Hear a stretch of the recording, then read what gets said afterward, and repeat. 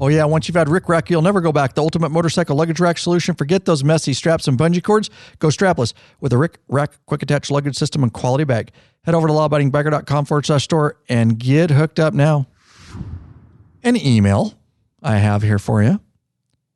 Thanks for the videos. Okay, he's got a thanks here, and this is to Ryan. He writes, to Ryan and the crew. Thank you for all the free content I found.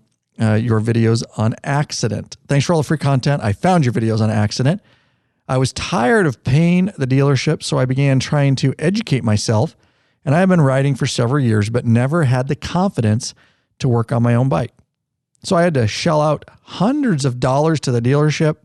I recently traded in my Road King and purchased a Road Glide Ultra 2016. And with your videos, I have the confidence to work on my own bike. As a fellow sheepdog, he's a fellow Leo, law enforcement officer here, guys. So as a fellow sheepdog, motorcycle enthusiast, and patch member of 100% Law Enforcement Motorcycle Club, thank you.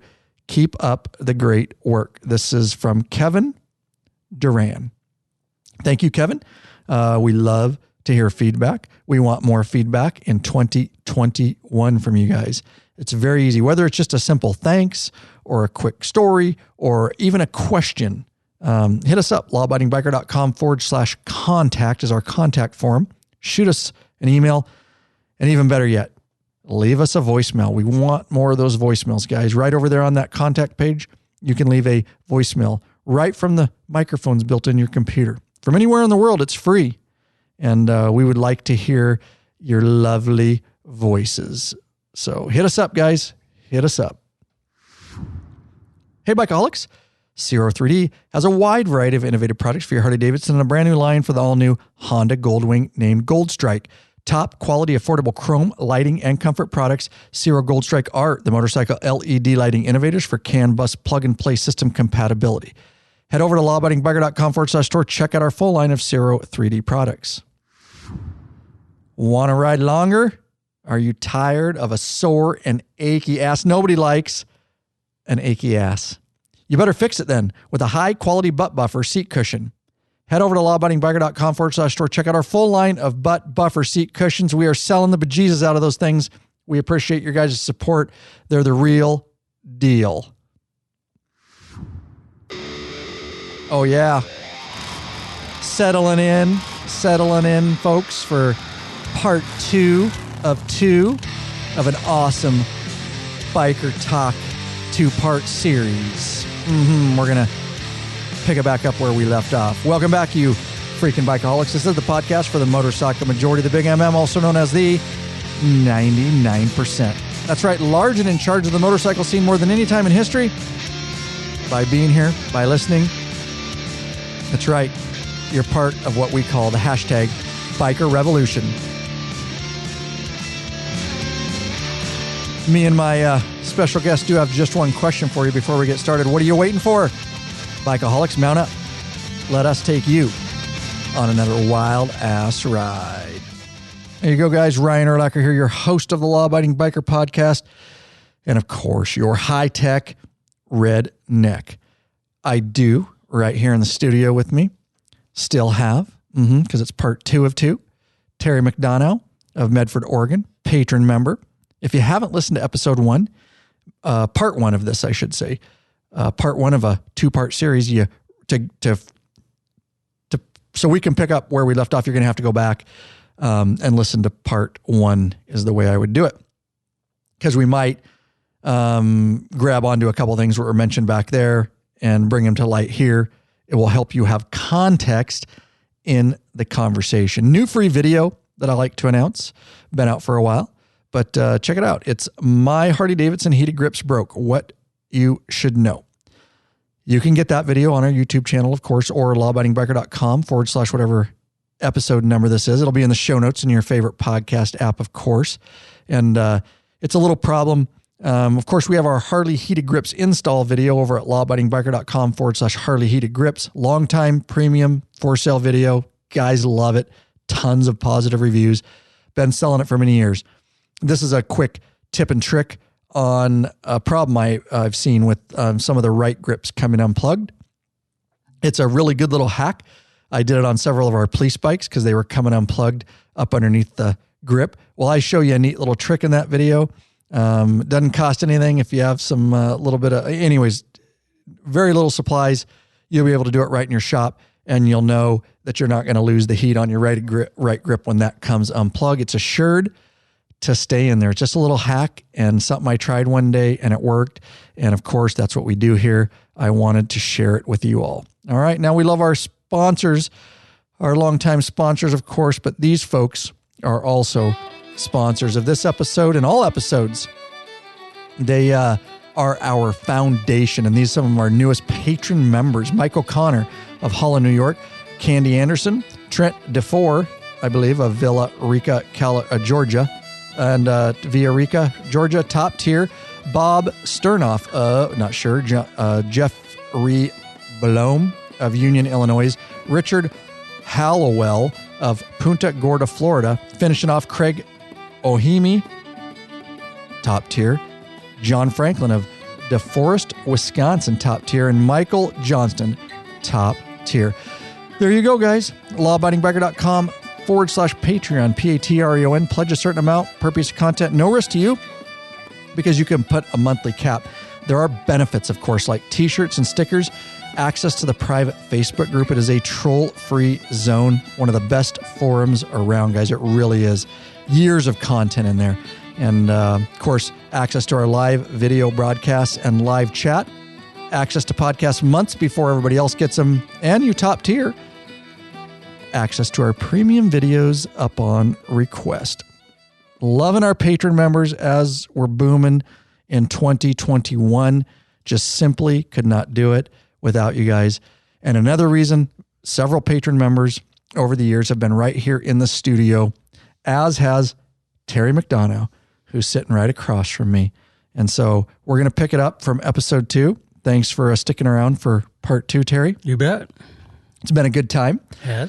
It's going to be all biker talk, but we're going to dive in a little bit more. We left off last time kind of on, we hadn't really talked about a little bit more current times, a lot of background and stories, and a lot of experience Terry has with motorcycles, as you heard, riding, and he did a lot of customization of motorcycles, and not just Harley. It was really interesting to hear all the different brands and stuff like that, and kind of how you grew and then took some time off, as you're hearing in the last episode, for quite a few years as he really dove into snowmobiles and that industry and just pumping money and customizing the crap out of those things. And he's still alive. He didn't kill himself.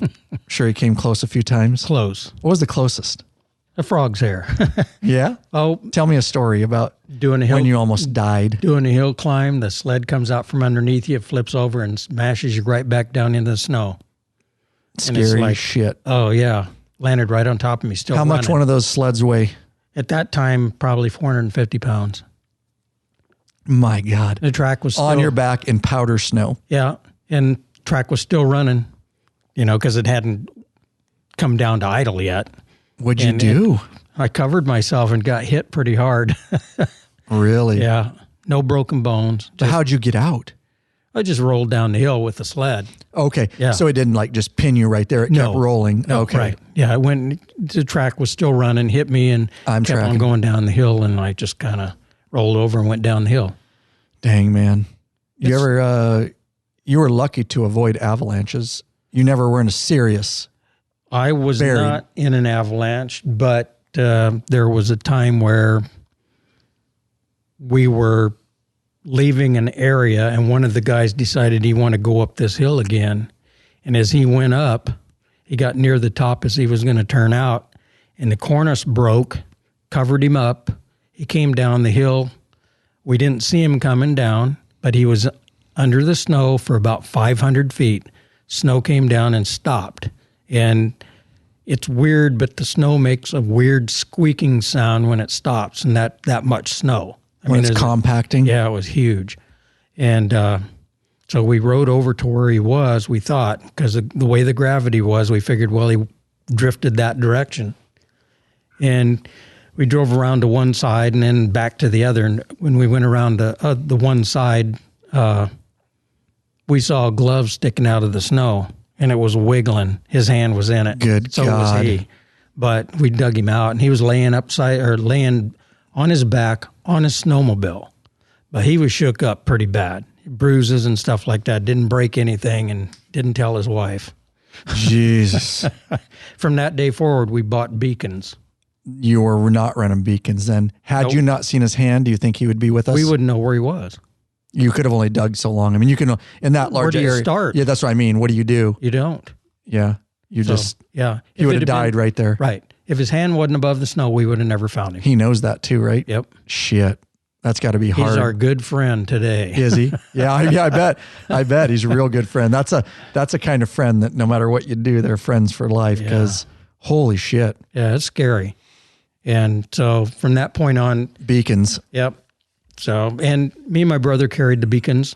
The other guys that we snowmobiled with usually did not, because they would always say, well, we're not going there today. It's like, guess where we wind up? You can't not do that. Right.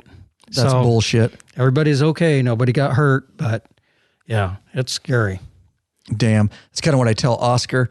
I promised his wife that I was going to keep him safe, because we joke. But, there's a lot of riding around here that's for adventure riding. Right. That's like lower end adventure riding. You're still out in the mountains, and it's just, we got, fire roads or dirt roads, but there's nothing really technical, but you're just riding. And like I showed you on the way to lunch today, if the bike broke down up there, within an hour, I can walk out of any of those places to a town or a road. So when I ride by myself, if I'm just getting out, I do that. But speaking of safety, again, same thing. And he went riding a couple times very far away and in some more technical riding and without a GPS, the SOS GPS where you could ride. And I promised his wife, I was like, Oscar, when we do those rides, we need to go together. And so we've pretty much made a pact that, because you just want to go sometimes and not available. And don't go that far, because you go down, you break a leg up there. There's not cell service a lot of places in the mountains, and it's just asking for trouble, although it seems like you'll be okay. Anyways, so speaking of the beacons, or the, whatever you call them, what do you call it? Avalanche beacons. Avalanche beacon. Yeah, that's smart. And yeah. One thing you don't do is go out in the snow by yourself. Right. Like you said, you could be a mile from the truck and have a wreck. Nobody ever's going to find you. Yep. It freeze to death. Exactly. Yeah. It's just smart business. Yep. What a shitty way to die, huh? Not to get off on a death tangent. Could you imagine being stuck underneath the snow? How terrifying. Dark, can't breathe. You're going to suffocate. The only air you have is what's in your helmet. That's it. Yep. Unless you build a pouch. Sometimes they train guys, to try to put your arms up. So if you're going down and you're being buried in an avalanche, you can, and there's something, so at least gives you a little more air, but you have very limited time. You'll suffocate because the air doesn't come through that snow. Right. You're just going to fill it with carbon monoxide and suffocate, right? Yep. Oh my God. It just sounds horrible. Just dark. Yep. God. I remember one time, and then we'll get back on track here.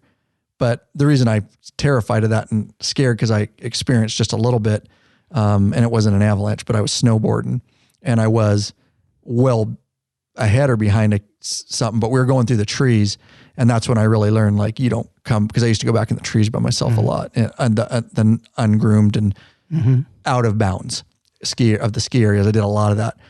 But man, one time I wrecked out on the snowboard, and somehow I ended up upside down next to a tree. And that's, a lot of snowboarders die at tree wells, because the problem is you get them upside down and that board strapped to your feet. Right. And then you get your head buried, and you're like a turtle on your back. Yep. You literally just flounder until you suffocate.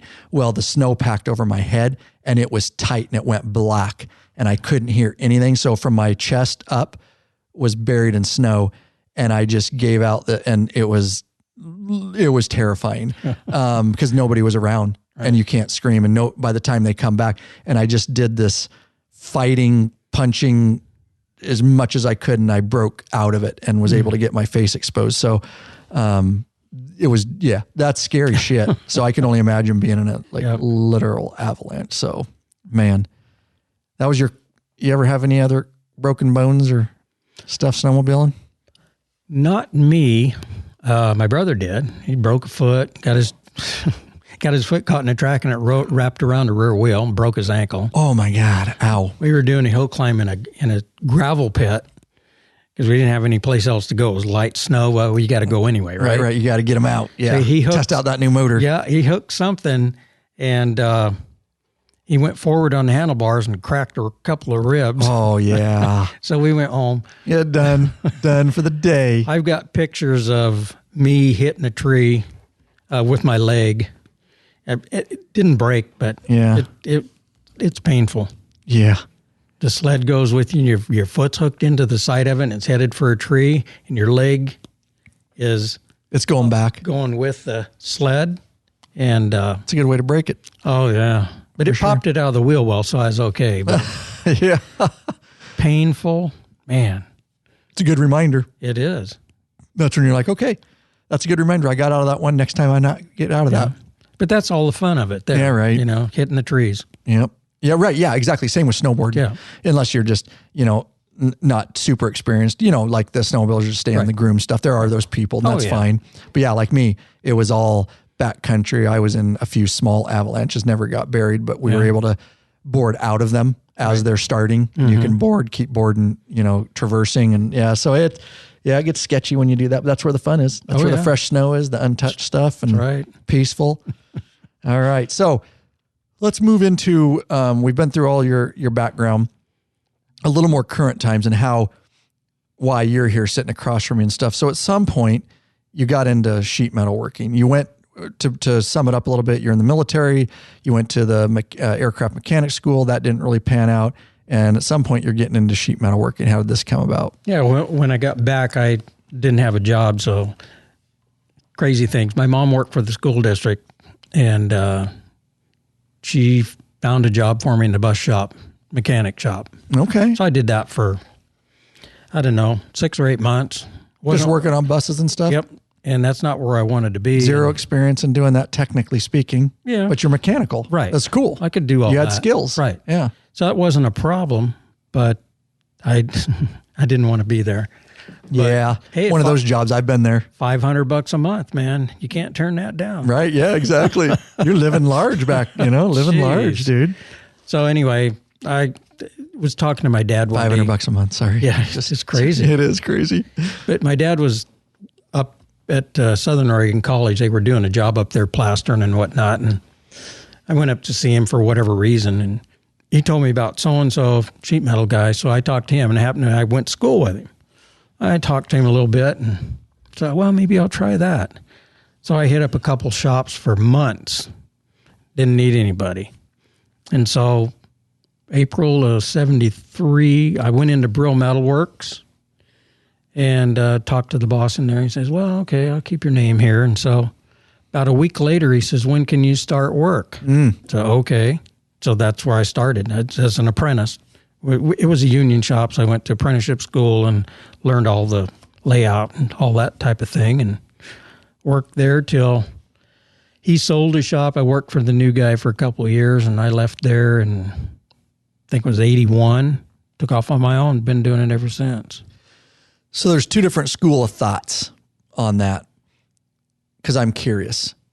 You either start out, and it can be twofold. So you start out with a job like that. You go from aviation mechanic school to sheet metal. So either you just thought it would be a cool job to work with sheet metal, or you were inspired by somebody that worked with sheet metal, or you had seen something, and like I say, the other side of that is it just sounded like a cool job. What is it for you because you just jump? I mean, that's kind of interesting. There's a jump from one thing to bam. You have zero sheet metal experience. Right. Now you want to work with sheet metal. But in the meantime, while I was doing the running around looking for a job, I was working at the bus shop. Yes. Okay. And at the same time, I thought, you know what? It might be really cool to be a garbage truck driver. See? So I applied for a job at Rogue Disposal, and I could never get on there. And then it just happened in the sheet metal, and it just kind of turned into what it is. I like doing the work. Who told you about sheet metal? Well, how did you dream? I mean, seriously. I didn't. Okay. There was it's interesting to me. This guy that my dad says, well, check out with this guy over here. And his name was John. And I had gone to school with, there was 3 of their brothers lived down the road from us. Okay. And he says, oh, yeah, it's not too bad. Here's how much we get paid. And I'm thinking, man, there you go. That's way better than a bus shop. Yep. You know, it wasn't much. Right. But it's a career. Yeah. So I just started. See, there's always some influence like that. You got a little birdie in your ear. Yeah. But you're like, I can try that. Yeah, I started off at like $2.35 an hour. Wow. You were living large. Apprentices got high roller. 50% of journeyman. That's what you started out as. Journeyman at that time, I think they were $7 or something an hour. Okay. You know, shop rate was 12. Yeah. Yeah. Shop rates now are 100, you know, right. That kind of thing. But I just got into that. And so they hired you with 0 experience. Right. In sheet metal. Yep. Wow. That's what an apprentice is. Right. And then I did the school, and the guys that were there were, the one guy that was kind of my mentor over the years taught me a lot. I learned a lot from that man. And he's since passed a couple of years ago, but what was cool about it, he'd come over, because he's still doing metal work too at home because he's retired. And he'd come over and ask me what I thought about doing it this way or that way, a job that he was doing. And I always thought that was kind of cool. The teacher asking the student what you think. That is neat. So that's the ultimate trust. Yeah. That you've earned your way, right? Yep. Yeah, when you're like, okay, you're an equal now. Yeah. And you may know some things I don't, and I may know some things you don't. And it's true. It is. Yeah. Because I ask him for advice too at times that I'd, what are you going to, do it like this. Mm-hmm. I never thought of that. Yep. But 2 heads is better than 1, right? Yeah. So we do a lot of that around here too. I'd like to tap his information, but I couldn't, you know. So. Yeah, right. Okay. So how many years does that take? It's a 4-year apprenticeship program. Okay. And when you turn out, that's when you go from apprentice to journeyman. Okay. In theory, you're supposed to know it all, right? Right. You just think you know it all. Correct. That's when you begin to learn. Same with the police officer out of the academy. Yeah. That's the basic foundation. And then the next 5 years, you're going to learn how to actually be a police officer because you don't know shit right now. You know the foundation of the industry. Yep. Yeah. Because they'd say, well, here, do this job. And it's like, uh-oh. So I'd go, the guy's name was Gene. I says, here's what I think. You better do it like this.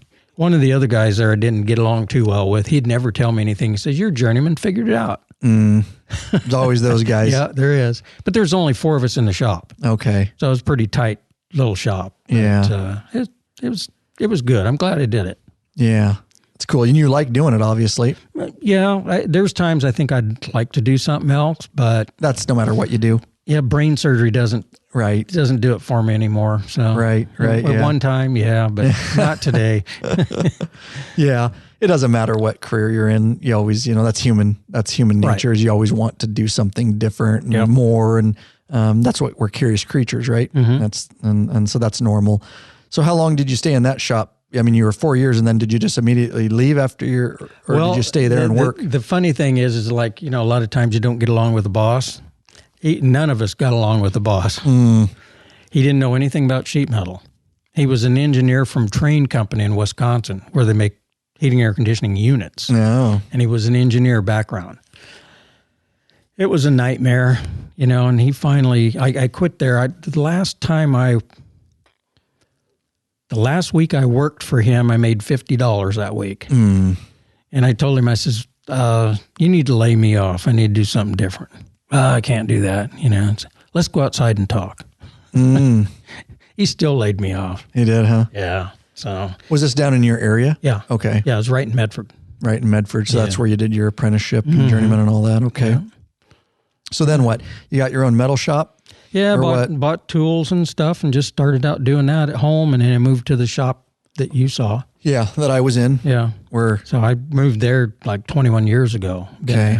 So yeah, it's in an industrial area, a bit, I would call it, right? Right. It's kind of an industrial area down in Medford.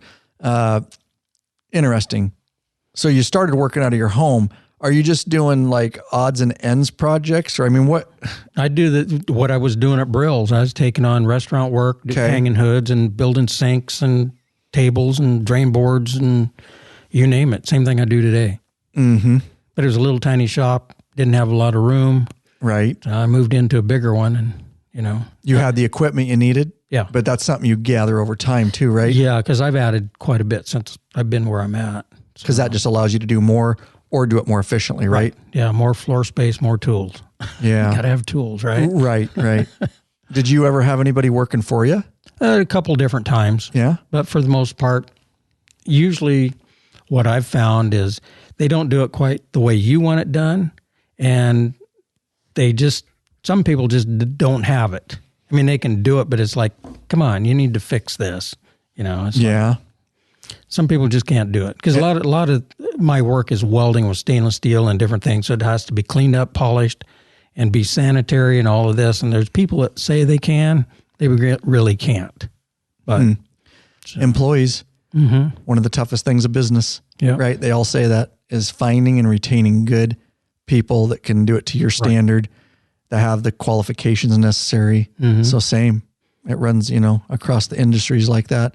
I think that's pretty fair. All right. So you're just doing all this. You made some custom parts too, right? For snowmobiles. Yeah, I did. Yeah. Tell me about that a little bit. It's an interesting story. Called a snow eliminator. They go on a running board. This was before they were created. Yeah. This is a cool story. Back in 2005. Yeah.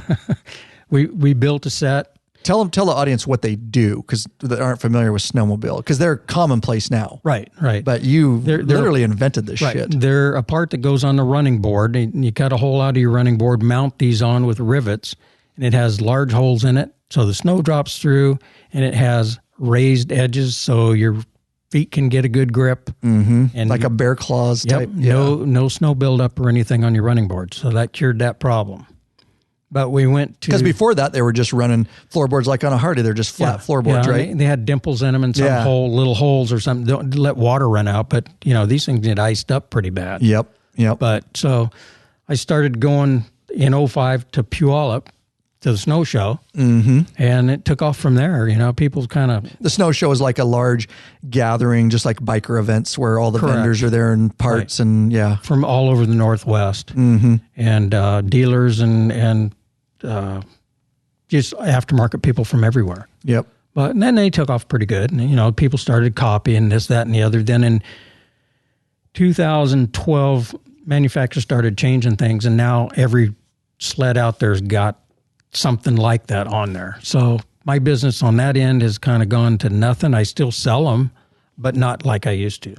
Did you ever cross your mind to patent that or anything? Or just didn't have the know-how? Well, the attorney thought it would be a good idea. Right. But, he figured after $15,000, he didn't need me anymore. He actually stole my money. You see, I remember us talking just a bit about this. Yep. And I found out from You did try to patent it. Yes. See, I remember this conversation, Then it wound up. That's just so horrible. Yeah. This other attorney I talked to said, well, it shouldn't cost more than about $500 to do this. And this guy was raking me over the coals. Drawings, all this stuff. It's so horrible that you can't trust everybody, He wasn't even doing the work. The attorney I talked to, I think, was up Bellingham or somewhere. And he subcontracted it to somebody else, basically? He did, because he told me about it. He says, check this guy out. And he's in Louisiana doing my snowmobile parts. Oh, man, dude. I got raked over the coals on that one. I'm so sorry. And I don't know, this ain't the best thing to say, but I owed him an extra $350 at the end or something like that, and I didn't pay it. Good. And so he sent me to collections. Really? Yeah. So he only got half. Because collections takes half. So I thought, well, this is good. Nice, bro. I don't need this guy no more. No, somebody that dishonest, I don't feel bad at all you doing that. Dishonest people deserve that. Oh, my God. Yeah, that's horrible. So anyways, obviously you say that part of the business slowed down a bit, but you're still doing all the other sheet metal work, the kitchen stuff, all that kind of stuff still. And clearly, it's a cool shot for sure. I'll talk a little bit more about that.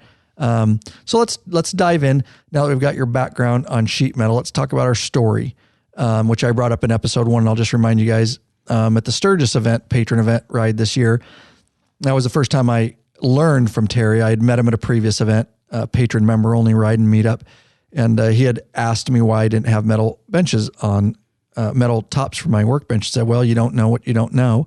and I'd never thought about it. I've never really seen anybody have them that I've been around. I know tons of guys have them. I've seen them, but I didn't really know they were accessible or anywhere in town to go to. So Terry offered. Amazing, still just humbled. Bob Dawson, there've been so many, he painted this whole shop. He's local here, painted inside and outside for free, just materials, just the community doing that, being willing to step up. And so I'm always humbled by that. And Terry wanted to do, and I'm like, that sounds badass. And it'll give it a really, if you guys don't know the backstory too, it's kind of funny too, because they're wood. And I did put like a sealant on them, and just in case slobs like Oscar, I'm calling Oscar out. Okay. Well, he was over and we were doing a fork job, and he's a slob sometimes. I'm just going to say it. I love Oscar. I tease him all the time. He spilled oil all over. Well, whatever sealant didn't do very well. So they're all stained. And I was just like, that would be really good for that, for spilling. It also, they're better to work on. It gives a really cool background for the law-abiding biker videos. It's a much more industrial look. So I was like all in. I was like, seriously? But I honestly had no idea what the expense was, or, because if you don't know, you don't know. And I was like, so I wanted to learn a little bit more about it. And certainly after Sturgis, we hooked up and we started emailing and saying, hey, what do you think? And we get green light to go forth. So it's an affordable thing, really, for a guy that's looking to do it. Now we're going to talk a little bit about that, because there's different types of metals you can use and your suggestions. So basically what it is, guys, is I already have workbenches. And then, so these are, what's the steel thickness that you put on top? It's 16 gauge hot rolled steel. Hot rolled steel. So why don't you just discuss, because you're the expert in it, and then I'll dive in where necessary, kind of the process. Now, the funny thing is, I get it now. I get it. We had a lot of fun, me and Terry, hanging out, because he can joke like me. And so I was just going to send him. I'm like, I didn't know much about him. And so he's like, now it's 7 hours from Medford to here. So that's on good roads. It's a lot longer when it's snowing. Like today, it took him 8, but because you got to go over the pass. But I just sent him. He's like, oh, I gotta get the measurements on your workbenches. We got to make sure that we have all the proper measurements. And I'm like, I can run a tape measure.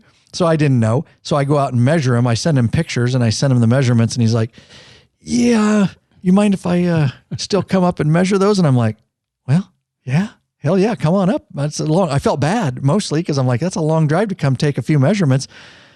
I'm glad he measured now. Okay. Because I get how critical it is to get the measurements right. I didn't know the process, I was dumb. And so anyways, he came up, drove all the way up here just to take measurements. And I am doing a full documentary film on this. That day when he came up, I did an on-camera interview.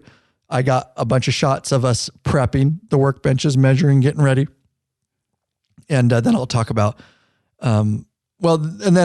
several weeks, I forget how long later, but I went down to, if you guys follow on Instagram or Twitter, Facebook, all that, I've been posting about it, but I made a special trip down there because basically you measure them, and then in his shop, he's got to bend them, form them, make them. We'll get more into this.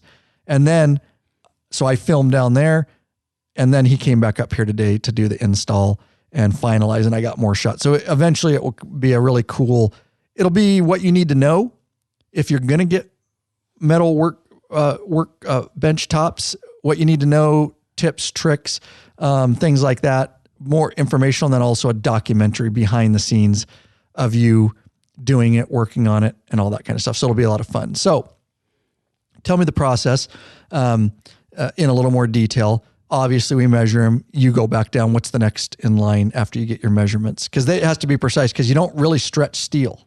No, it doesn't do that pretty too much well. Measure 3 times, cut once, right? Something like that. So tell me. Sometimes I cut twice. But okay.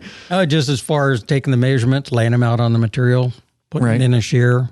Do you order the material? What? Yeah. Okay. I just order it from Far West Steel. Plug for them, whatever. Right. But, is that next to you? Yeah. They're about 200-300 yards away from my shop, their warehouse. So it's easy. But they just drop it off and take it in and start work on it, basically. Just lay it out, notch your corners or shear it, and then notch your corners and stuff, and have an assistant to help you bend it up, Ryan. I feel like I really did my part, because even though I was filming it all, a couple times I had to set the camera up and go help, which was fun. And so we got some cool shots there. I can't really say I helped. Well, it helped me. I appreciate it because I felt like an idiot. Yeah. I just held the dumb end of the metal, right? And somebody's got to do it. Got to do it. I was happy to help. But so when guys are looking into metal, what's the benefits other than what I said, or did I mention them all? Number one, a lot of guys get them for looks. Right. That's part of it, right? The spill factor, you can dump oil, you can dump whatever. Yeah, it doesn't matter. Dirt, grime, and they just clean up nice, right? Yep. And then maybe hammering a little bit. Some. You get a little more stability. I mean, obviously, if you hammered straight on them, you're going to dimple them. Right. Because it's not, thick. It's not half-inch plate. Right, yeah, exactly. It's not half-inch plate. But yeah, you want to get them all lined up. And then the way he did them, there's a couple different ways. The way you did mine is they cover the top of the bench for visuals, and then they also, what do you call that on the front? They don't just curl L. They don't just L shape. They turn down, and then there's a half-inch turn back. So it's like a little channel. Yeah, on the edge. That protrudes out, right? And it just keeps the edge nice and smooth that way. Right. Okay. That's why we do it that way. It stiffens up that part too. Yes. It makes it really solid. I noticed that. And then he put a backsplash on it, basically. It's the same piece of metal, but it bends up. Right. And we just did a short one, so it goes beneath all my plugs all the way across. We didn't really need a high one. Okay. So for the listeners, when they're choosing this, what's the cost? So do you generally remember how big my workbenches are length? Well, it took 2 sheets to do it. You got 2 4x10 sheets, $100 a sheet. So mine are basically 20 feet or close to. Yeah, it takes 20 feet long workbench, right? Yeah, it takes 200 and I forget what it was, 202 or something like that. But anyway, you have to get those. $202. No, sheets. The length. Okay. Yeah, $100 a sheet about. Thank you. Yeah, I want to give cost perspective because I honestly didn't know. I was thinking it was going to be, like crazy. I didn't know. Yeah.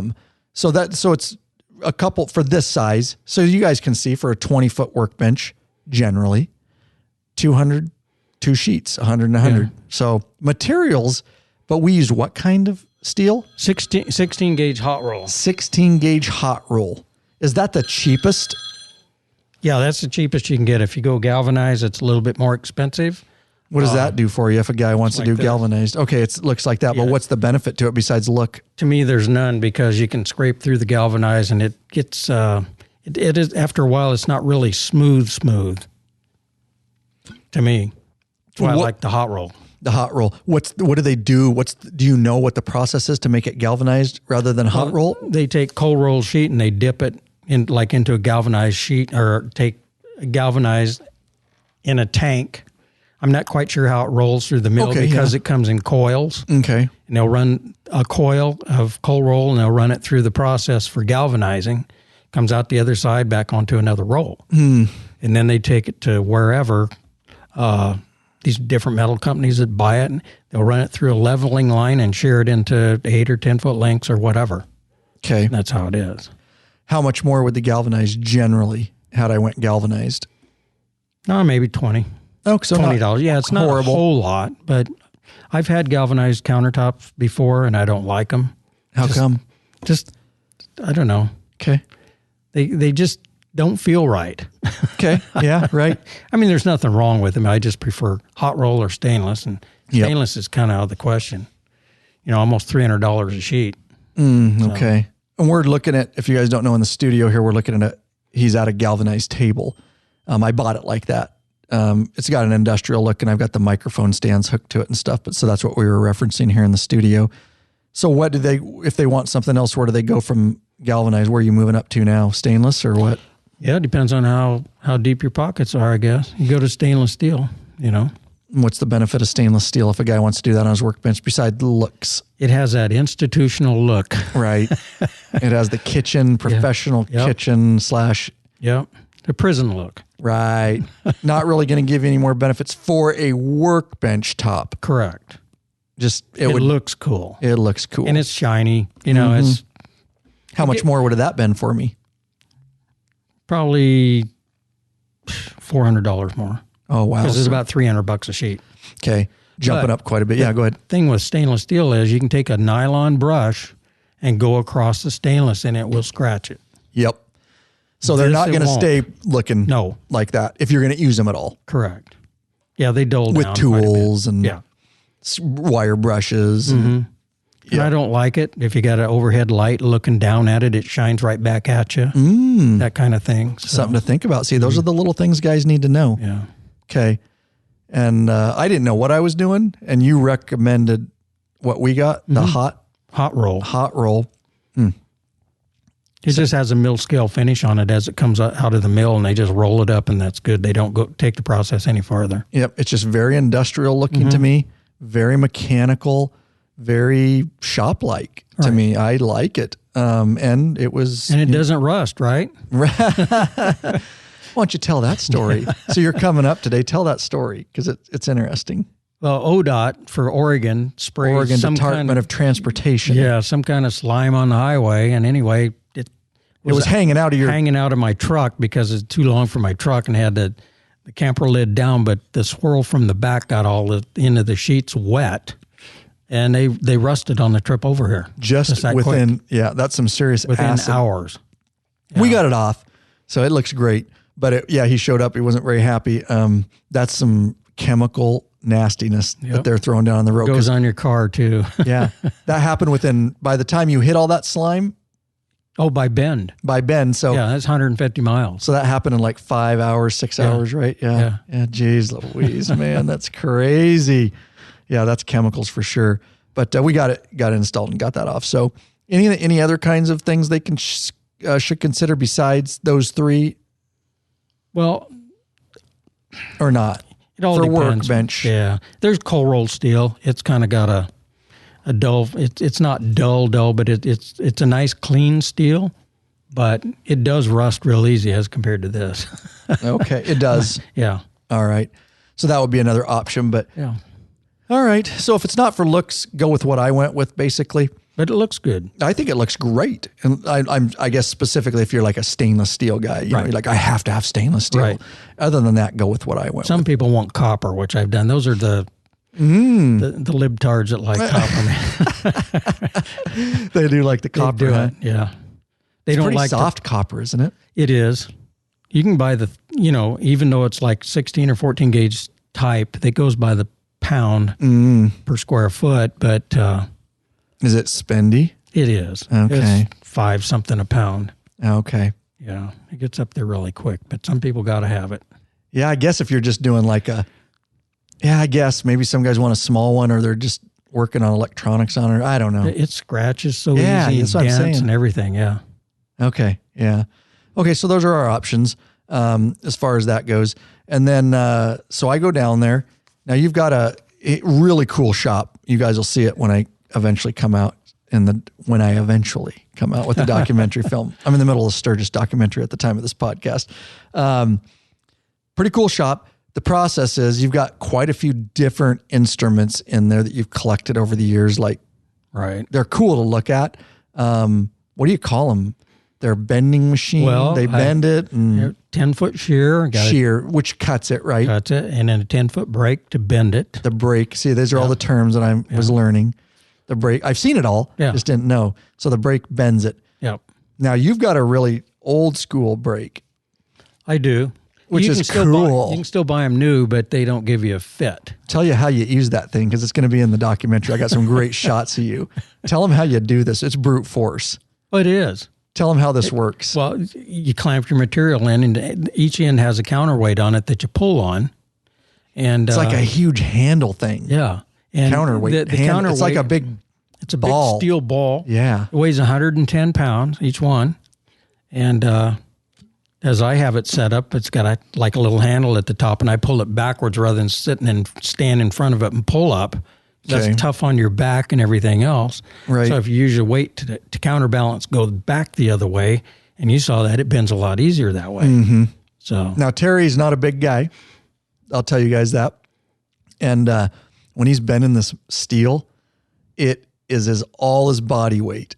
It's cool looking. It's going to be cool in the documentary, but it was really mechanical, I should say, and just reaming on that thing and just butt all the way down on the ground and just getting all his weight and preloading that thing and just pulling back as hard as it was fun to watch. It was probably funner watching than doing, but he's sweating. I mean, it is a very physical process.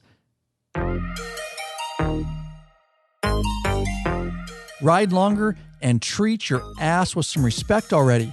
Get hooked up with a premium butt buffer seat cushion. This company of bikers developed a super thin hospital-grade seat cushion made of solid and elastic materials, and it's unlike those gel pads that will leak if punctured.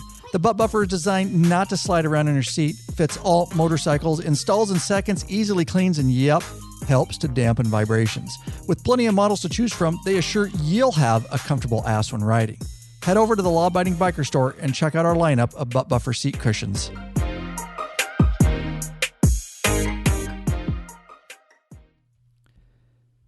Hey Bikeaholics, searching for new and exciting motorcycle products? Zero3D has just what you're looking for.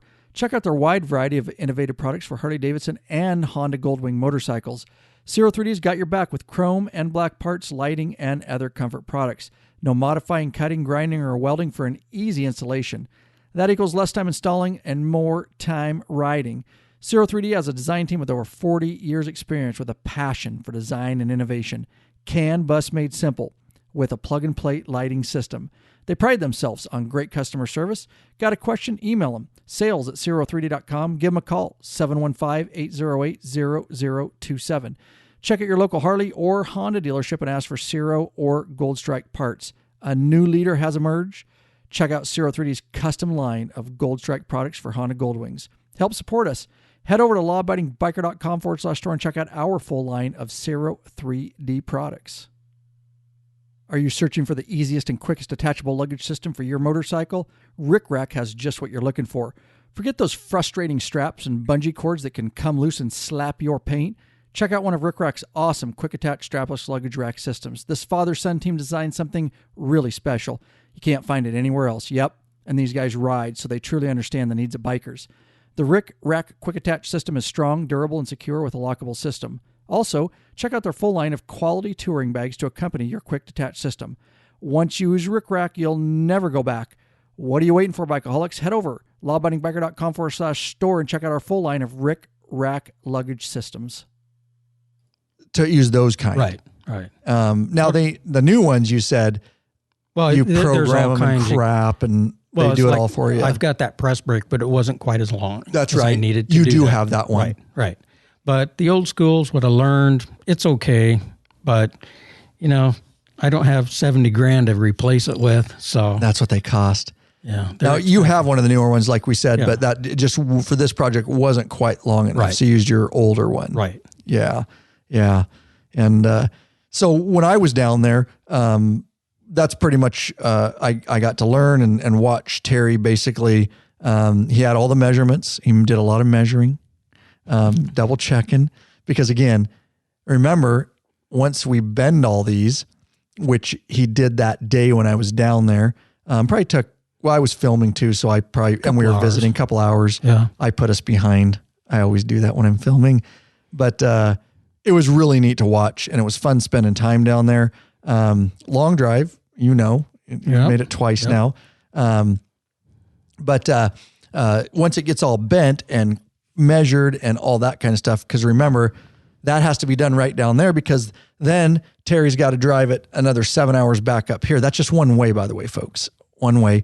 And his shop's all the way back down there. If something didn't get cut right, take it back, fix it. There's only one option, because we don't have any of that equipment up here.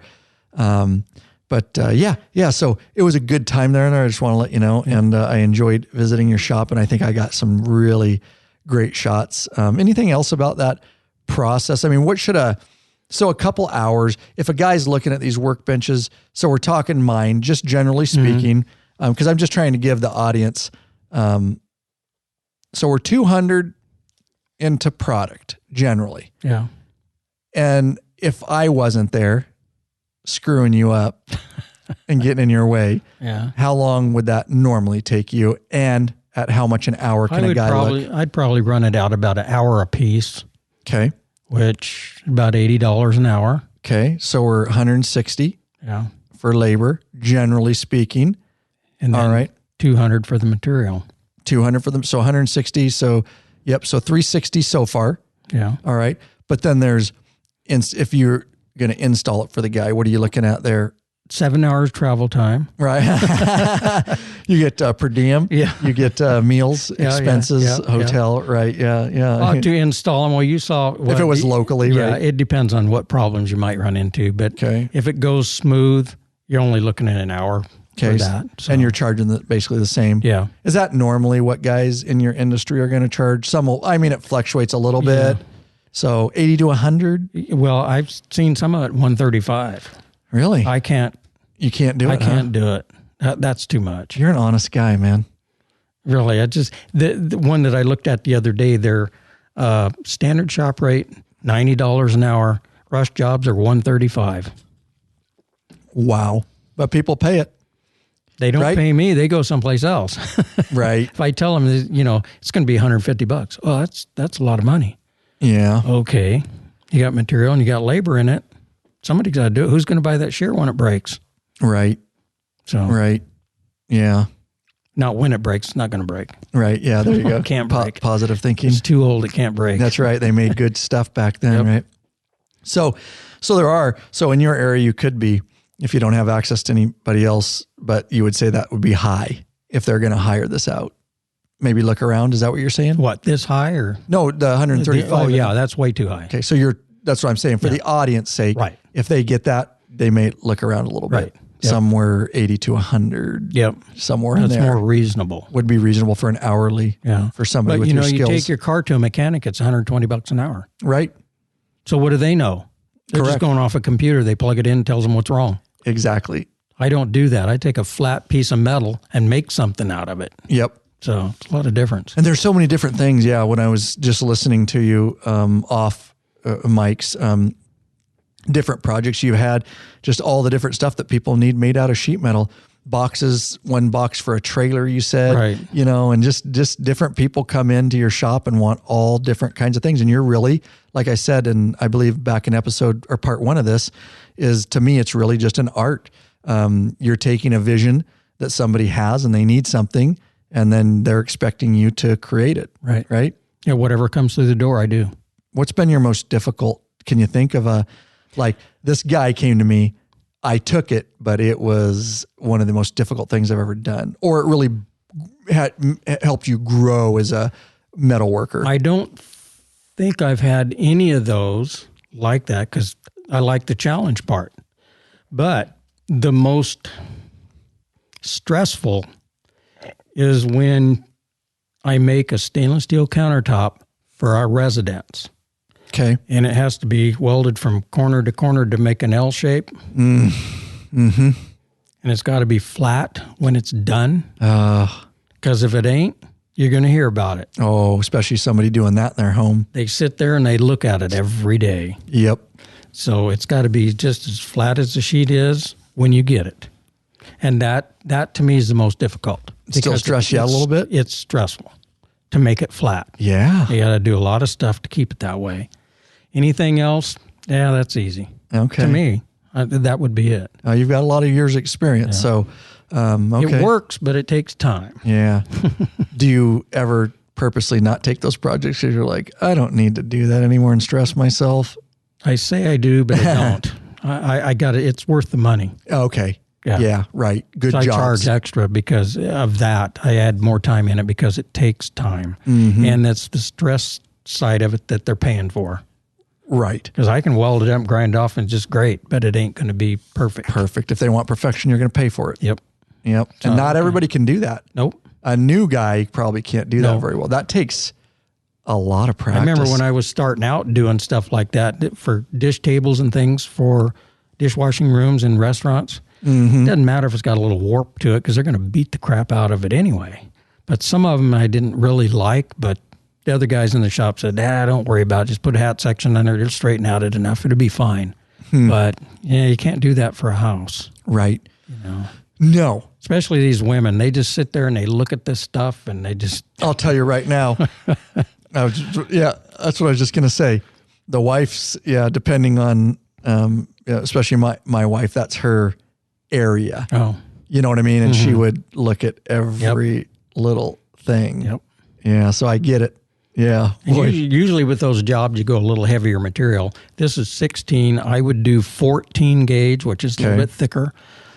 It's easier to deal with for warpage or whatnot because, just thicker material doesn't do as Wompy much things. warping. Yeah. Right. So there's a little finesse to the hammer dollies, sanding, and keeping it cool and all of that kind of thing. Yep. Okay. So when we brought them today, we installed them. I filmed it, of course. There's not a whole bunch once you get them. If you get them measured right and all that kind of stuff, bring them up. And the process basically, and then you can jump in too, is now I had 2 sheets, remember? So that's going to mean there's a seam in the middle on this. There's a couple different ways about going about that seam. Now we butted it all up, got it butted up good. You decided to, instead of screws, to just tack weld it in the middle, right? Just drill a shallow hole, not clear to the wood. In between the seam, right? Yeah, right. Yeah. He did go through it with one on the wood, which is fine. It welded fine. Make little pockets through there and just hit it with a welder a little bit and then sand it off. And grind it down a little bit. Looks better than a screw there. It does. It looks nice. And it again, the tack welds and stuff, to me, it just gives it like an industrial look. They're pretty solid and heavy. So we only did a couple screws, one in the back splash area into a stud and one on the end, a couple on the end, right? Right. Yep. Because it's not going to move. Nope. Yeah. We ate lunch on it.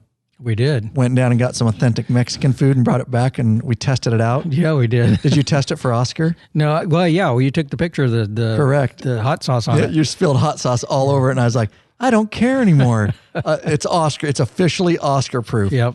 So I appreciate you doing that. So still with that, I just publicly want to thank you.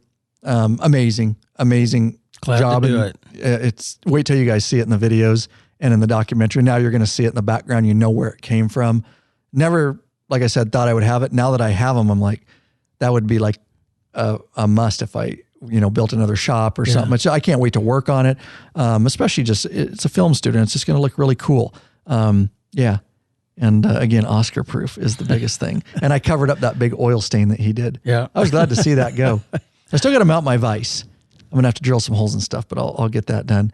So are you still fairly busy doing sheet metal stuff right now out of your shop? Well, not as busy as I want to be. Yeah. Because wasn't supposed to be here this year. Correct. And I want to dive into that a little bit if you have time. Sure. I got all day. So this episode's going to go a little bit longer, guys. Hopefully you're enjoying the conversation.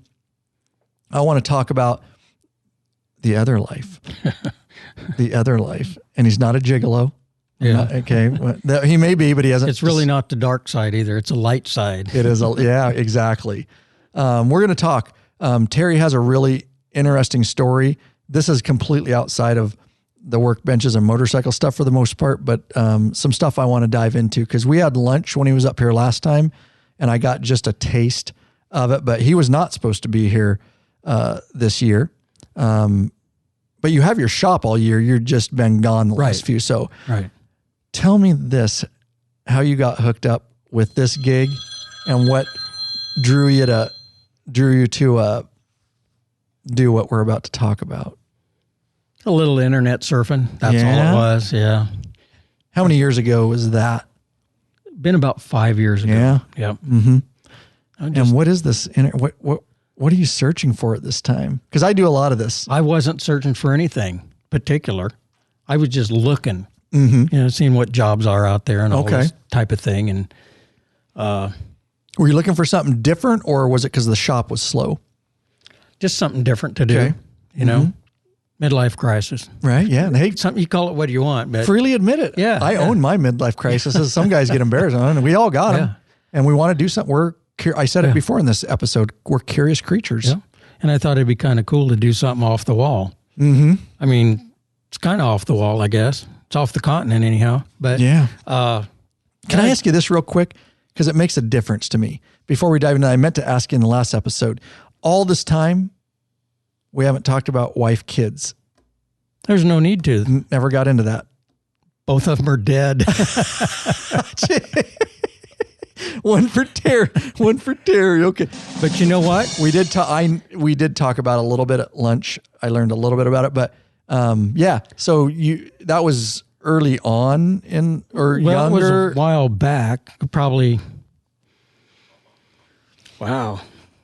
Time gets away. Yeah. Maybe 6 years ago. Okay. 5, all right. 6. Anyway, the curiosity part of this is they both died on the same weekend, Labor Day weekend, within about 2 or 3 days of each other, right in there. Yeah, that's crazy. I didn't shed any tears, but I was waiting for a knock on the door from the police. Jeez. This don't happen very often. You know? know? Right. Just okay. Yeah. So something else cracks me up. Okay, so we don't obviously without diving any more into that. I guess we can probably leave that alone, right? Yeah, they're fine. Okay, so clearly, because if you're gonna, the reason I went there a little bit is because leading up to just deciding to leave to a faraway land, leaving a wife and child would be a little more difficult. So you were free, to go ahead and do this. Yeah. Okay, so free at last. Oh, I love it. Oh my God. So you decide that you're going to go. This pops up as a cool job, right? Yeah. And I applied for it. Did a little resume. I just made it up as I went. Antarctica, by the way, we haven't mentioned it. Yeah. Working in Antarctica. Yep. Right? Okay. And time went on, probably better part of a year, and hadn't heard anything, and there was still a job available. Well, they do this every year anyway. I found that out. Okay. So I reapplied, and it was probably in the summer. And along about the following April, I get an email from this guy. Are you still interested in this job? Click. Yes. Yeah. So I went through the process to get down there. All the medical junk you got to go through and paperwork and all that kind of stuff. And this is a private company. It's, Pacific Architectural Engineers out of Denver. Okay. There's several contractors down there. And they're under an umbrella contractor like Leidos, I think is the name of it, and they all sub to them, and then they get us down there as contractors. So they don't have to do a lot of the things. We're not an employee, we're a contractor. Mm-hmm. So they can treat us worse. I know all about it. Yeah. So all my guys are contractors. Oh, yeah. So that's how it works. I treat them well. Yeah. But until you get so many employees, it's better to do contractors, depending on taxes and stuff like that. But but that's how they do this world thing for going different places. Okay, so did you apply based on your sheet metal skills? Yeah, that's all I had. Yep. Right. Yeah, exactly. Yeah. I had to fluff it up. So it wasn't the gigolo, because they do need gigolos there too. Yeah. You didn't get hired for that position. No. You send pics, glamour pics? Yeah, that wasn't going to work for him at all. My side view with that number under my... Yeah, it wouldn't work. So what are they doing that they need you and or other place at Antarctica? What's going on here? It's a world people don't know about. I think it has to do more with aliens and science. Okay. That's my opinion. What do they say they're doing? It's pretty hush-hush. Yeah? Really. I believe it. You only disclose what you can disclose. I'm not even supposed to be talking about it according to them. Really? It's okay. What's that mean? Right. But it's for science. Okay. That's what they claim. They dig in the ice, look at worms and everything else, that kind of thing. Digging into lakes that are liquid under the ice. Like last year they did one that was 1,500 feet under the ice and come up with some mud. Electrician showed me some of the mud. He happened to be out on the job site. Oh, here's what they come up with. It's like, whoop-de-doo. Frozen mud. Where's the fish? Yeah, right. So, it's just all about science. Okay. This is a huge operation. Yep. Tell me about this, because you described some of it at lunch when you were up before, and I was fascinated. There's a couple of people that were fascinated. Sturgis Jeff, you talked to him a little bit about it too. He's the one that told me, goes, "Oh, did you hear he works in?" Yeah, and so I got curious. Yeah, they're setting up like entire. Do they set up year round? What's going on up here? Well, this is a city, like it's an erected city. Well, it looks like a mining camp at McMurdo. It's on Ross Island, which is about 20 miles across the bay to the actual continent. But it's all attached by the Ross Ice Shelf, which that's what holds everything together. That's how we get over there to drive, or the airfield's out there. You fly in? Yeah, you can fly in from New Zealand. Yep. And the airfield, the ice that's there, they used to have it on the ocean, but it's unpredictable with cracks and stuff. So they moved it to the Ross Ice Shelf. And right in that area, the ice is about 900 feet thick. So C-17s can land with no problem. But the island itself looks, anybody can go online and just McMurdo.com, webcam, whatever. And it just looks like a big old mining camp there. There's thousands of cargo containers all over the place, old Navy buildings, because Navy built it back in the 50s. Let's look at it real quick. How do I spell it? MurDo. Station? Yes. Pictures. If you guys want to check this out, it's fascinating. That's it. What's the best pick here? Tell me when to Probably stop. where the that one Right here? Yeah, that one. The big blue building is what they call 155. That's where the galley is, and there's some residences in there too. That's where you were, huh? Yeah. That's it. Yeah. Damn, and bro. These buildings over here with kind of the yellow looking tops, those are the dorms over there. Yep. If you look to the other side, you see that one with the little red roof on it next to the blue building? That's the medical center. And you go right up the hill from that to the brown building. No, back, there. That's where I worked. That's where you worked, That's huh? sheet metal, electrical, plumbing, and welding is all in that shop. That is, oops, wrong one. Okay. It is. It's a little city in a little valley almost, because there's like peaks around it and stuff. Yeah.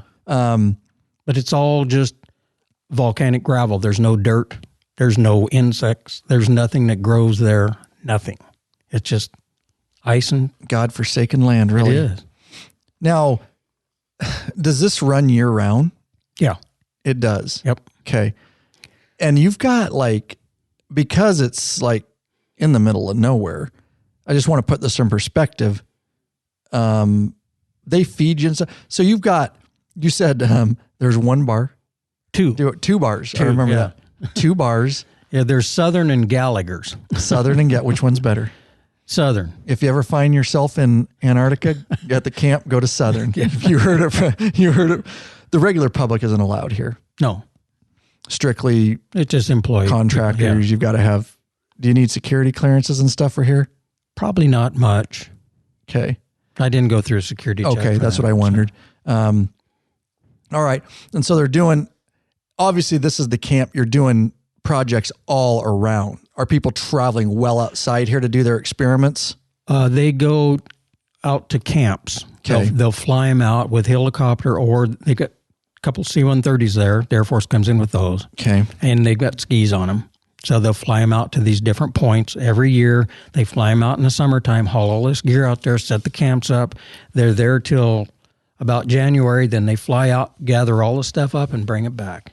To this general location? To right here. So they set up other little camps all over. Yeah. This would be the hub. Correct. And then they disperse the camps out and stuff. Do those people stay in those camps for quite a while? It depends. Some of them are just a few weeks, depending on the weather. Last year, one of the guys spent an extra month out there because he couldn't fly because of weather.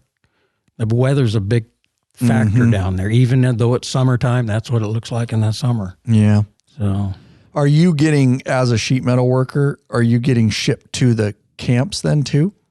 Or do you just work in the main camp here, the main hub? We are taken out to different places if they need it. Okay. I've been flown out to a place just to do one 15-minute job because you can't do it unless you're this or that or whatever, but it's all, you have to be certified, even if it's just running duct tape, and right? Yeah. Right. You're a duct tape specialist, right? Yeah. Right. It's a government operation. That's how they do it. Yep. I've been to the South Pole twice just to do those same kinds of things, do a few hours worth of work because we need a sheet metal guy. Right. So you fly down there. It's about 4 hours down on a C-130, fly back, spend a week there, whatever time, and do your thing and go back. Wow. What is, generally speaking, give the audience an idea of some of the sheet metal work that you're doing that's more common? Mostly building repair, because the wind and the ice tears everything up. And so we're always on a roof doing something. Because they're sheet metal roofs? Yeah. Right. It's all metal buildings. Okay. But we do think, last year and the year before, for whatever reason, I guess the women keep doing something to it, but I've built women's stainless steel urinals for out in the field because everything that goes out comes back. Okay. Everything goes in a bucket, goes in a barrel. Nothing stays there. Really? Yep. Nothing. They bring it back here. They bring it back to McMurdo, and it's all, instead of running it through the sewer plant, they put everything into containers, seal them up, put them on a supply ship when it's empty, ship them to California and dispose of it somewhere in California. Yeah, at least it's California. It is. Shithole anyways. That's right. I'm just, yeah. Come on. We love you, California people. We love you, but good God. How weird. Yeah. You've got all that vast land that you could dump some piss on. Well, I don't mean that in a bad way. It's pee. The curious thing is out on the airfield where the bathroom is, there's only one out there. And they just bore a hole in the ground or in the ice. It goes down there. It's going to freeze like a Tootsie Roll. Right, yeah, exactly. Yeah, exactly. South Pole's the same way. They melt what they call a well with this. It's an electronic kind of thing. It makes a pretty big hole in the ice, but it's good for about 5 years for the water. Once that's to a certain level, they move and start another well, but that well is not gone to waste because the waste goes in the well. So there's a whole bunch of those at the South Pole. Somebody's going to find someday. Someday. We'll be long gone. Suckers. Yeah. Okay. So a lot of roof type, a lot of repair type of work. The way I understand it, pretty strict in this area. Yeah. You have police? No police. Self-policed. Yeah. You knock any heads yourself? Nope. If you pull a fist up at somebody, you're on the plane the next day. They don't put up with it, huh? Not at all. They can't, huh? No, can't do it. Because it has to be self-governed. Well, the station manager is this guy. He's not there this year because he's like me. He's too old to go for COVID, Yeah, that's why you couldn't go this year, right? So he is designated, I think, I'm not sure the exact, you might know more of this, a deputy marshal. Just not official, but I guess you can do that. Right. Designate somebody that way. And there's been talks of there is a pistol on the station somewhere, and he knows where it is. Now, why you would need that down there, I don't know. Because nobody else has guns. Yeah. Right? No. Because you can't take guns there out isn't there. anything. It's pretty you sterile. You can't even fly a drone down there. Yeah. They don't allow it. I bet they don't. Because there's some super secret shit going on. There is. And we're told about this all the time. If the news media contacts you, you don't tell them anything. Wow. Like, what am I going to tell? I haven't seen anything here so special. Right. Except I fixed a roof. Well, yeah, jackasses. It's where that flying saucer came out of the Ob Hill. There's an actual picture of that, and somebody got sent home because of that. Because he put it on. Tell me the story. Well, that is a story. There's the guy. I'm not completely familiar with it. Well, this guy faked this photograph. Okay. And it's got the big flying saucer, and it's coming over by. Well, this camera here is up on Ob Hill. Okay. Or no, wait a minute. No, that's Ob Hill up there in the right-hand corner. Okay. Anyway, he's got a flying saucer just sitting there like this. He takes a photograph of that, throws it out on the internet. Somebody got wind of it from the NSF, and he was out of there. Did he Photoshop it or something? He had to, okay, yeah. You're right. Well, there's a door there for it to go in and out of, but you don't always see it. It closes up during the day sometimes, and people look for it all the time. I'm serious. So there's stories. Yeah, there's a lot of mystery around it, huh? Yep. Well, a lot of people think it's some super secret space alien shit, huh? Well, there's a Nazi submarine base under the ice. Really? Yeah. Hitler set it up. Of course, he's not there now. But they still operate out of there, but it's top secret stuff. I shouldn't say this. I just look at you because he's got this straight face when he's doing all this. You're very good at this. We were sitting in the chow hall.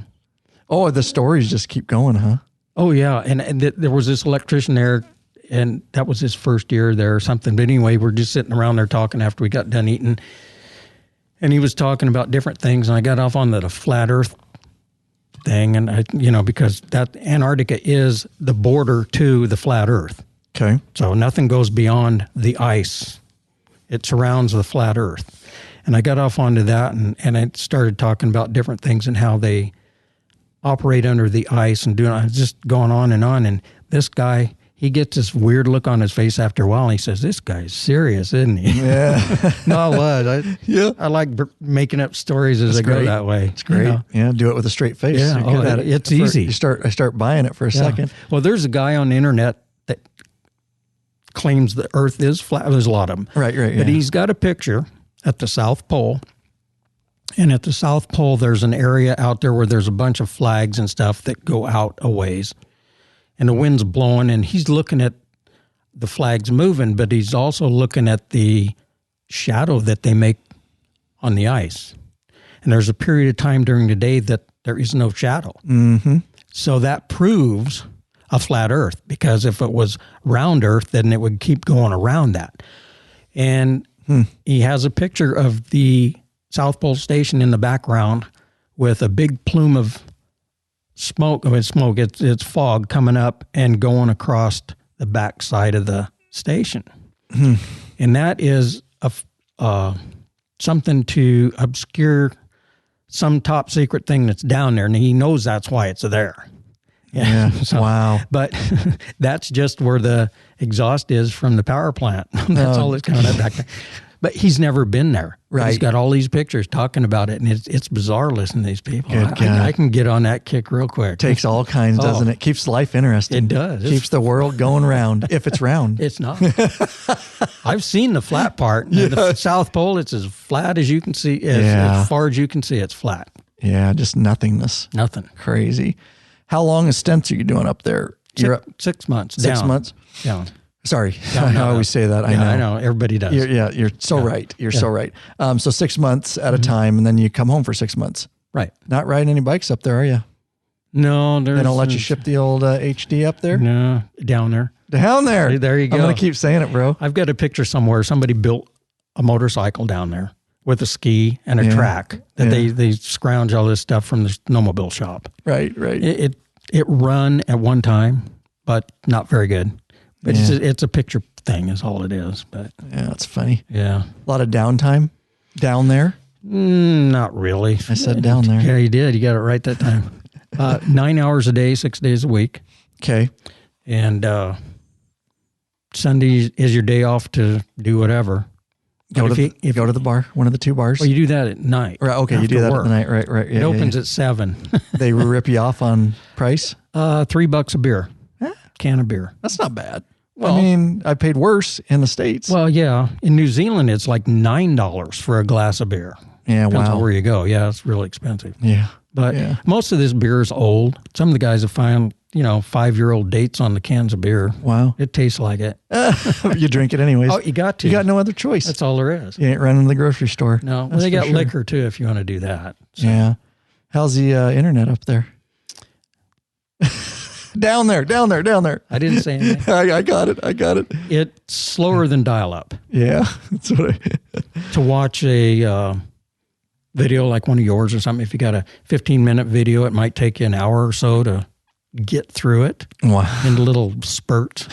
As it progressively loads. Yeah. Yeah, it's a progressive download. Well, too many people get on it at one time and they overload the system. Yeah, not enough bandwidth. Well, they've got the Air Force there, of course, with the airplanes and whatnot. And those guys aren't restricted to anything. They do gaming and stuff on the internet, and that slows everybody down. Oh, yeah. But they're allowed to do it. We're not. So. Must be nice. It is. Must be nice to be special. Yeah. I didn't care too much for the internet anyway, for down there. It's not. Yeah. And you can take videos or downloaded videos that you already have. Oh, yeah. That way you don't have to use the internet. Right. Just, watch a movie at night or whatever. So other than that, not a lot of activities to do. No, you can hike around the area. Close by, I'm sure. Yeah. But that gets old real quick. Yeah. It's usually cold and the wind's blowing. Really? It's not a lot of fun. Yeah. Really? Yeah. I wouldn't expect Farthest out I've been is what they call Castle Rock. It's 3 miles out, 3 miles back. But, man, that's on the ice, walking out there and just, Yeah. It's okay doing it one time. If you do it twice, it's your fault. Right. But any time you leave the station, except for just a couple of trails in town, you have to check out with Firehouse, get a radio, tell them what time you're planning on where you're going and when you plan on getting back. Makes sense. Because if something happened, you're going to freeze to death. They got very limited time to find your ass. If it's especially, yeah. Yep. Any Starbucks up there? No. Starbucks has infiltrated everywhere in the world, every corner, and they have not gone down there yet. No. Really? Nope. Need to start me a Starbucks down there, bro. Any coffee shops?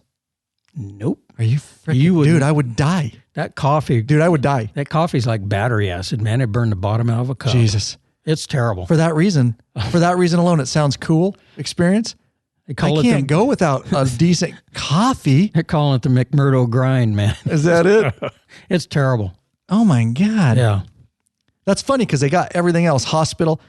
Think of how many espresso stands there are in the Northwest. Yeah. Somebody can't go up there in the galley and have at least a half-ass espresso stand. You'd think.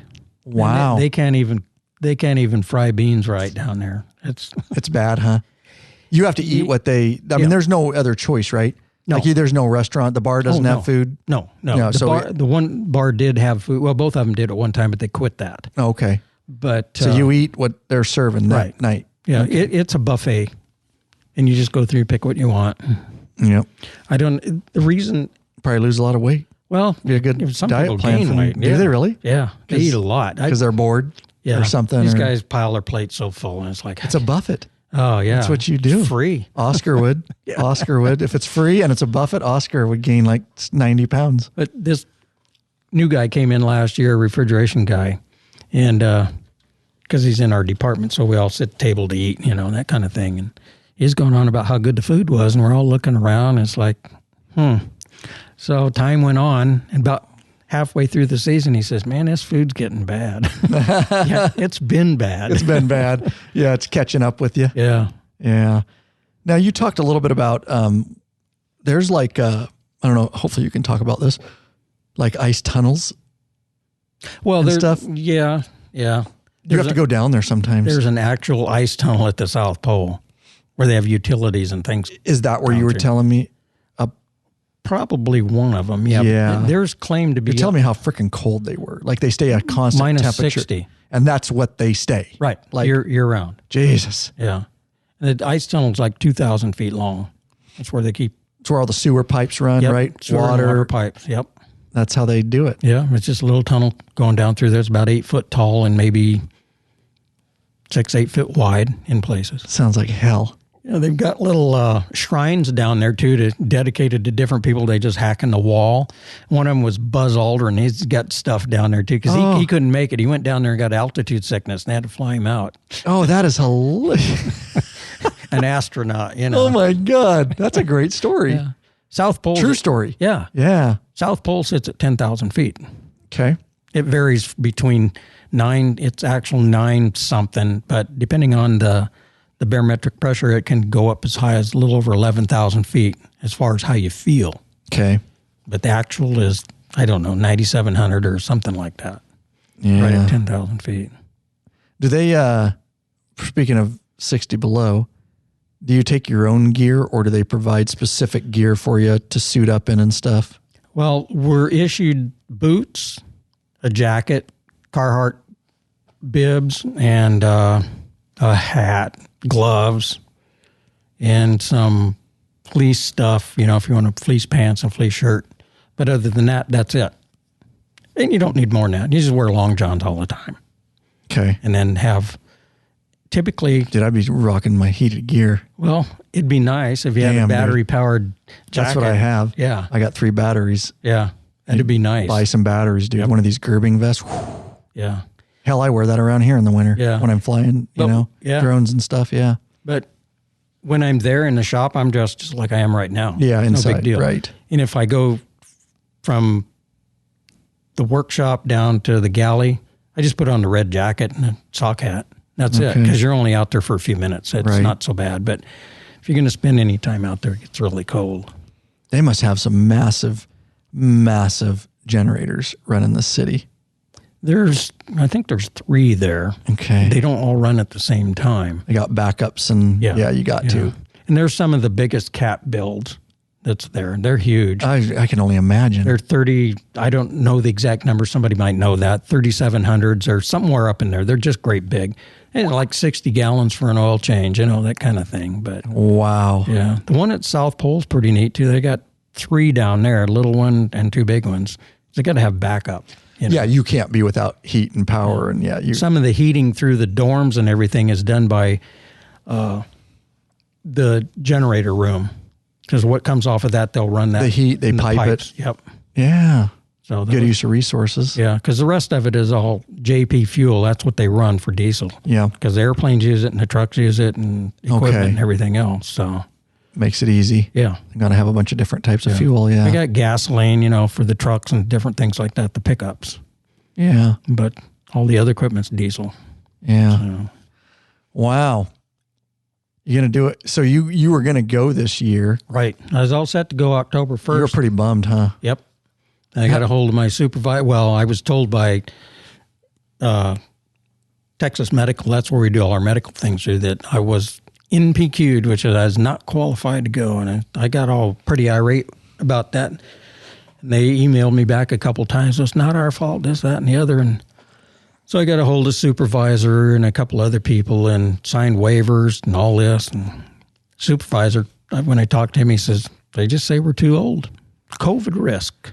That's the age, UTMB, huh? Yep. Certain age cutoff? Yep. UTMB came up and said, you're at risk, COVID risk, so you can't go. It's like, if you don't have it, you don't have it, right? Right. Right. If you test before you go in, then why wouldn't you? Yeah. And this year they quarantine everybody 14 days in New Zealand in their room in the motel, and you can't get out. You get to McMurdo, they were doing it for another 10 days when they got there. And the fun part is you have to wear a mask out on the ice. Oh, my God. Are you serious? It's a government-controlled. Social distancing and a mask in Antarctica. Oh, my God. Think about it. In the middle of nowhere. Where's this world going to? Jeez. I bet Hitler's base doesn't have that. I bet that aliens in that UFO in that secret door ain't wearing that shit either. That's right. Tell you, they're going to come out and just take that place out. Yep. Oh, that's great. So what is it that you like about it so much that you want to go back? Honestly, it's interesting as hell to me. Doesn't sound like, that would be to a lot of people a lot of fun. Minus if you're leaving your family behind, right? Right. And I get that part. But aside from that. Yeah, the people that are down there that have families, they get not too friendly emails from the wife and all this stuff. And it's like, Yep. Get your ass home. They only do one time down there and go back. Okay. But I don't know. It's like you get a hook in the jaw for something. Don't know what it is. Can't explain it too much, but it's fun being there. It's different. You're in another world. Yeah, it's like an experience. Another planet altogether. From this picture, if you look out across the bay, you can see part of the Transantarctic Mountains out that way, and they're up 16,000 feet out in there. I've flown down through, they're a couple 100 miles long, flown down through the middle of those. Wow. And it's prehistoric. Nobody's ever been there. It's been that way for a million years or however long. Yeah. I don't know. It's weird, but it's a draw. I enjoy being there. And the people that I was associated with, it's fun being with them too. Are all just real, friendly bunch of people and get along good together. Some people don't. Most people do. Yeah. So you going to go back? If I can get there this next season, I will. Right. If we're done with the whole craziness. They have this crazy vaccine out there. Right. I don't want to do that, but if it takes that to get there, then I'll do it. Right. If that's the requirement to get back up or down there. Yeah. It was required that you have a flu shot anyway. Before you go down, you had to have it documented or get one before you get on the plane. Yeah. So I'll do it for the job. Otherwise I wouldn't do it. Yeah. Is it good? You don't tell me, obviously figures decent money. Should it be more? Should it be less? Or is it? It should be more. Okay. Right. Yeah. It's okay. It's okay. I save money when I'm there. So that's okay. Cause I can't save anything here. It's true. Cause you really can't, you ain't ordering from Amazon and having it delivered up there. Right. I'm not buying gas. I'm not paying insurance on my truck cause I canceled that. And I'm not paying for electricity and gas in the shop, and I'm not buying Harley food. parts. Yeah. So there you go. You're not spending all your damn money in the lab store. I wait till I get back. Store, right? Yeah, save it up. Wait till April. It's true. Yeah. It's true.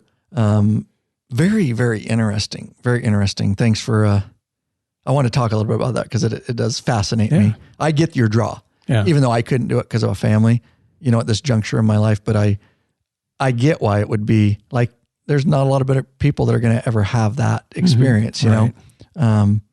Yeah. So I hope you get to go back. Yeah, me too. I really do. Trying to make not a career out of it, but at least a couple more years. And you didn't want to be done yet. No. Right. I wasn't ready. You weren't ready. And so I am hopeful that you get back down there. Oh my God. Great discussion. Thanks a million. You bet. For chatting with me. As a great fun 2-part episode. Biker talk. A lot about the metal workbenches and your background, a lot of great motorcycle stuff. It's been a great 2-part series. I love these episodes because I really have zero notes and I just go with where the conversation goes. So they're a lot easier for me. These ones I can chat all day. All right, guys, we want you to become a patron member. We love our patron members. We want to get to know you better, like I've gotten to know Terry here. But whatever reason, the only way you can support us right now is through a flat donation when we're never bought. At a flat donation. LAW-abidingbiker.com/donate. Thank you, Gerald Boyer, Merced, California. Ronald Grass and John Norris. They all left flat donations for us. Certainly helps put a little fuel in the Law-Abiding Biker gas tank so we can keep this thing heading on down the road, guys. Don't forget, guys, we love the bug slide. We love the bug slide. Sell the bejesus out of it out of our store. It's our number one go-to waterless motorcycle solution. But you know what? When you really trash your bike like we did going to Sturgis and back, 3,200 miles, 9 days, it's trashed. You're going to need a wet wash solution. So don't forget about our Bike Bright, guys. That is our go-to for the wet wash. Cleaner and degreaser, wet wash, Bike Bright. Tried and tested right here by the Law-Abiding Biker crew. Super foaming triple action formula gets in all the cracks and crevices. You know how we don't like dirty cracks and crevices, guys. Easy as pie. Spray it on, let it soak. Rinse it off, Bikeaholics. It'll get all that Sturgis grime off there. And then get out there and spend some more time riding, less time washing, guys. We got a bunch of different Bike Bright products. So check out our full line of them over at the Law-Abiding Biker store. We also move that stuff fast. Big Daddy Kane, Goat, right down there in the store. Have it ready to ship direct to you right now. They'll bundle it up with some care in a box full of peanuts. Nice and safe. Arrive on your doorstep. There you go. And while you're there, of course, keep it clean in between those wet washes. Pick up a bottle or two of that bug slide, guys. Thanks for all your support. Patron members, the donations, of course, shopping in the Law-Abiding Biker store, purchasing our premium for purchase videos. We're still, to this day, after 8 years, still 95% of our content completely free to you guys. Very small portion, believe it or not, that we sell, obviously. Keep the lights on. We can keep moving forward so we can continue this thing we call the Biker Revolution. The bigger we get, the more bikers we can reach and help, entertain, educate, all that kind of stuff, inspire. Great time here today, installing workbenches, metal tops, and hanging with Terry.